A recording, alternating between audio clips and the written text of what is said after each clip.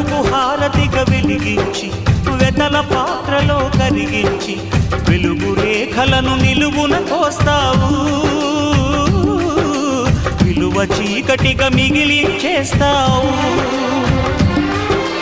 నిండు ప్రాణాలు కదిలిపోతుంటే కంటి నీటితో కాల్చేవు, బండరాయిలా నువ్వుంటావు కనుకనే బాధపడలేవు.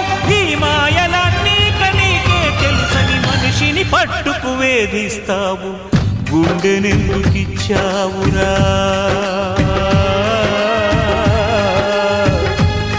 దేవుడా, ఎండమావి చేశావురా దేవుడా. అమృతమంటి ప్రేమను కురిపిస్తావు,